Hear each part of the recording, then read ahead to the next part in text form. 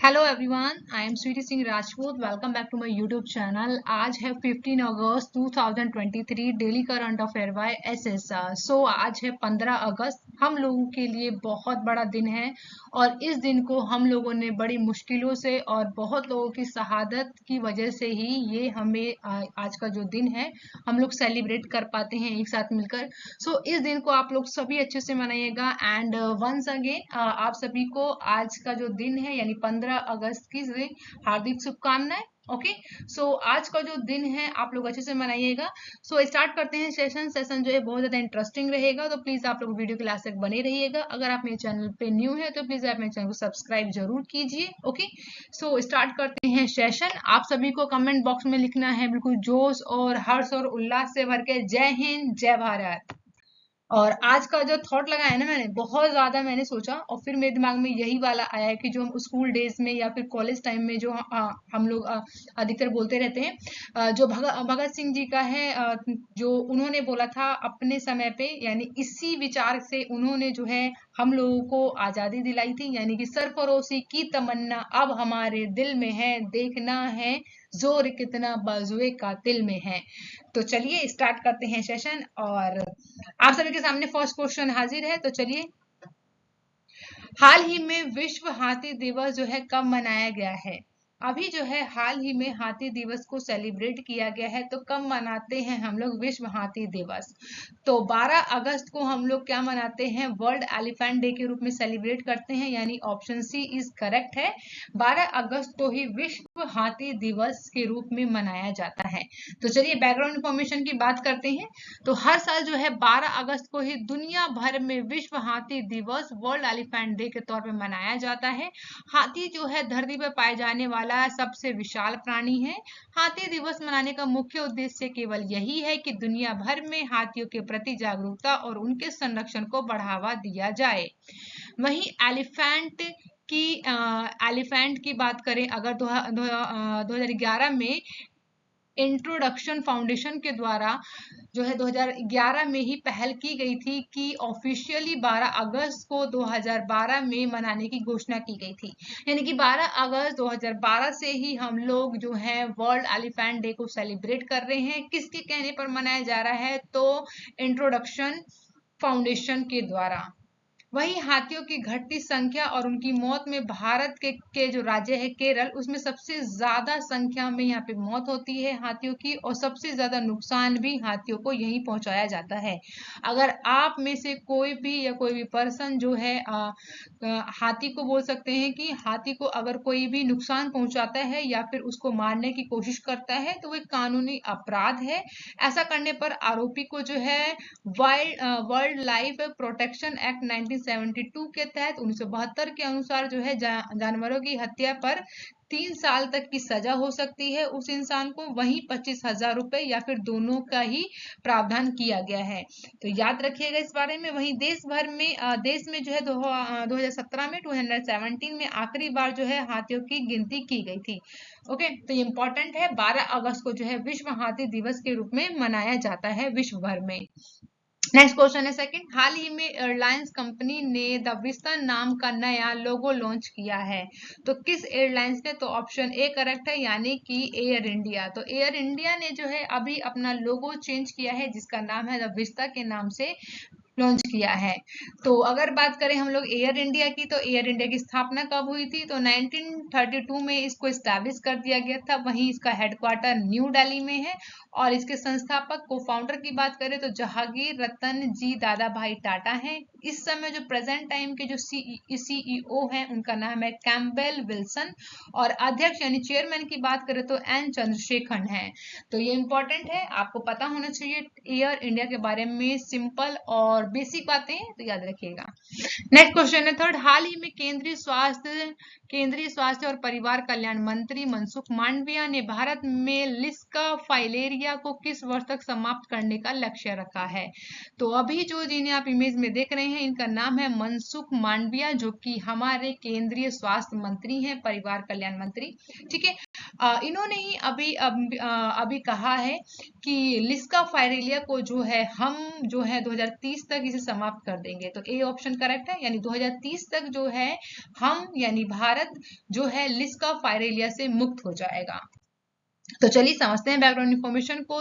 स्वास्थ्य मंत्री मनसुख मांडविया ने नई दिल्ली में मच्छर जनित फाइलेरिया को रोकथाम के लिए राष्ट्रीय व्यापी वार्षिक दवा अभियान के दूसरे चरण का शुभारंभ किया है। यह अभियान जो है 9 राज्यों में 81 जिलों में चलाया जाएगा, जिसमें से असम, बिहार, छत्तीसगढ़, झारखंड, कर्नाटक, महाराष्ट्र, उड़ीसा, तेलंगाना और उत्तर प्रदेश शामिल है। श्री मांडविया ने यह भी कहा है कि देश जो है मिशन मोड में वैश्विक लक्ष्य के 3 साल पहले यानी 2027 तक ही लिम्फेटिक फाइलेरियासिस को खत्म करने में प्रतिबद्ध होगा। यानी हम जो है फाइलेरिया को खत्म कर देंगे, यानी कि जो फाइलेरिया यानी कि जो लिस्का फाइलेरिया होता है वो एक तरीके का हाथी पैर, आपने सुना होगा कि एक तरीके का जो मच्छर होता है वो क्या करता है, जब किसी इंसान को काट लेता है तो उसका जो पैर है ना वो बहुत ज्यादा भारी हो जाता है। तो उसी को ही बोलते हैं यहाँ पे लिस्का फाइलेरिया के नाम से जाना जाता है। ठीक है, नेक्स्ट क्वेश्चन है फोर्थ, हाल ही में कौन सी भारतीय खुफिया एजेंसी इंटरपोल ग्लोबल अकादमी नेटवर्क 10वीं सदस्य के रूप में शामिल हुए हैं? तो कौन है? तो सीबीआई, ऑप्शन डी करेक्ट है, यानी सीबीआई जो है अभी भारतीय खुफिया एजेंसी है जो कि इंटरपोल ग्लोबल अकादमी नेटवर्क में 10वीं सदस्य के रूप में शामिल हो गया है।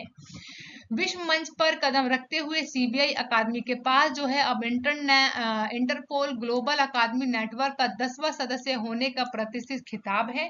वहीं अगर बात करें इंटरपोल की, तो यह एक परियोजना है जिसे इंटरपोल द्वारा कानून प्रवर्तन परीक्षण में वैश्विक रणनीति का नेतृत्व करने में सहायता प्रदान करता है। इसको वर्ष 2019 में प्रारंभ किया गया था। आप सिंपल बोल सकते हैं इंटरपोल क्या है, तो पूरे वर्ल्ड की जो पुलिस है उसका हेड है ये इंटरपोल। अगर बात करें फुल फॉर्म की, तो इंटरनेशनल क्रिमिनल पुलिस ऑर्गेनाइजेशन है। इसकी स्थापना कब हुआ था? तो 7 सितंबर 1923 को। मुख्यालय कहाँ है? लियोन, फ्रांस में है। अध्यक्ष है अहमद नासर रीस हैं और इसमें जो सदस्य देश है मेंबर ऑफ कंट्री कितने हैं? 195 इसमें मेंबर ऑफ कंट्री हैं। नेक्स्ट क्वेश्चन, अब यहाँ पे हम बात कर लेते हैं एक बार सीबीआई के बारे में, क्योंकि सीबीआई का यहाँ पे जिक्र आया है। तो सीबीआई यानी कि central bureau of investigation academy है। सीबीआई के लिए एक परीक्षण संस्था है भारत की, जो कि प्रमुख जांच एजेंसी है ये।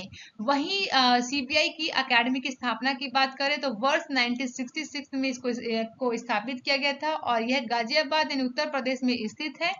इसका मुख्य जो इसका उद्देश्य है, मोटो रखा गया है, राष्ट्र की सेवा के लिए व्यावसायिकता और निष्पक्षता, ईमानदारी और संपन्न का उच्च स्तर प्राप्त कराना है। वही ये जो है साइबर अपराध, वित्तीय अपराध, आतंकवाद अपराध या फिर पर्यावरण अपराध या फिर भ्रष्टाचार विरोधी, मानव अधिकार का अगर उल्लंघन किया जाए या फिर फोरेंसिक विज्ञान आदि विशेष पर विभिन्न परीक्षण कार्यक्रम को आयोजित करता है। तो इम्पोर्टेंट है, सीबीआई के बारे में आपको इतना पता होना चाहिए, बेसिक बातें हैं। नेक्स्ट है फिफ्थ क्वेश्चन, हाल ही में आई एनआईपीएफपी की रिपोर्ट के अनुसार फाइनेंशियल ईयर 24 में भारतीय अर्थव्यवस्था कितने प्रतिशत की दर से बढ़ेगी? तो अभी जो है एनआईपीएफपी की रिपोर्ट में बनाया है कि जो भारत है वो जो इसकी ग्रोथ है इस साल 2023-24 में कितने प्रतिशत रहेगी? तो 6% रहेगी, ऑप्शन सी यानी सही है, यानी 6% रहने वाली है। तो national institute of public financial and policy का अनुमान लगाया है कि वित्तीय वर्ष 2023-24 में भारत की आर्थिक वृद्धि जो है घटकर कितनी रहेगी? 6% हो जाएगी। वहीं आरबीआई ने अभी हाल ही दिनों में बताया था कि वित्तीय वर्ष 2024 के लिए जो हमारा वास्तविक जीडीपी का पूर्वानुमान लगाया है वो 6.5 पर ही बरकरार रहेगा।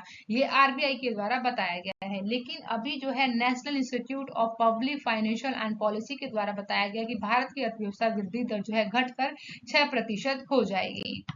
नेक्स्ट है, हाल ही में भारत ने कितने और हवाई अड्डे पर डीजी यात्रा की सुविधा को शुरू किया है? तो अभी जो है डीजी यात्रा की सुविधा की गई है 6 राज्यों में। तो ऑप्शन डी इज करेक्ट है, यानी 6 स्टेट में किया गया है।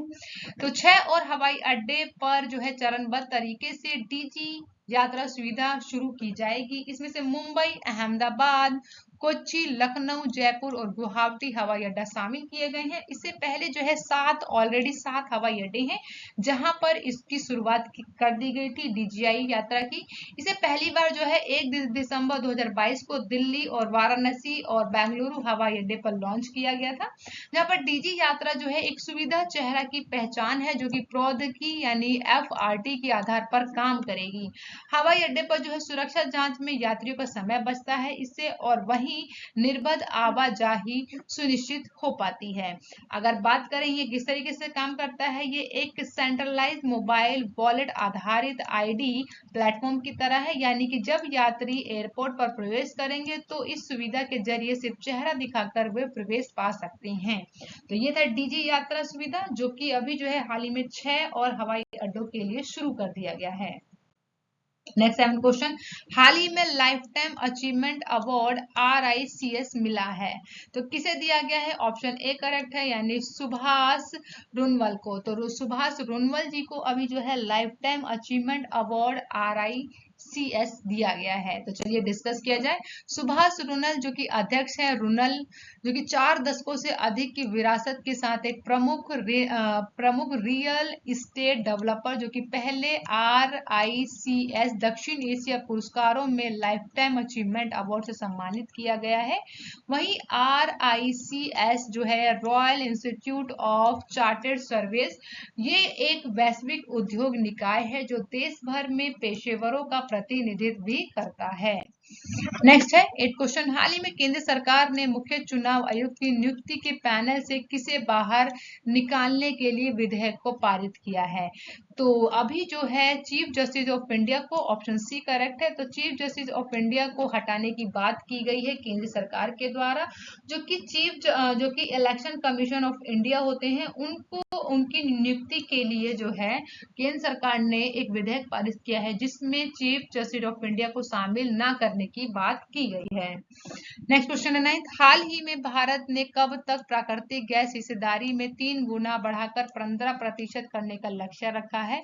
तो अभी जो है 2030 तक, ऑप्शन बी इज करेक्ट है, 2030 तक जो है भारत जो है प्राकृतिक गैस हिस्सेदारी को 3 गुना बढ़ाकर 15% करने जा रहा है, 2030 तक करेगा।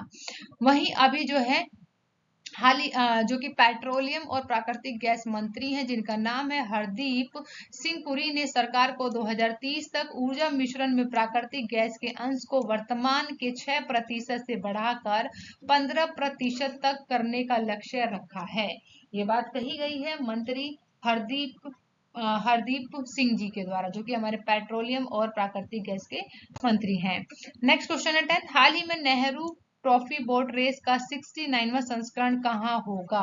तो ऑप्शन सी करेक्ट है, यानी अलपुझा में, यानी केरल में नेहरू ट्रॉफी बोट रेस का 69वां संस्करण किया गया है, जो कि 12 अगस्त को ही हो गया है। यानी केरल के अलपुझा में 12 अगस्त को नेहरू ट्रॉफी बोट रेस का 69वें संस्करण का आयोजन किया गया है। केरल के मुख्यमंत्री हैं जिनका नाम है पिनरई विजयन के द्वारा।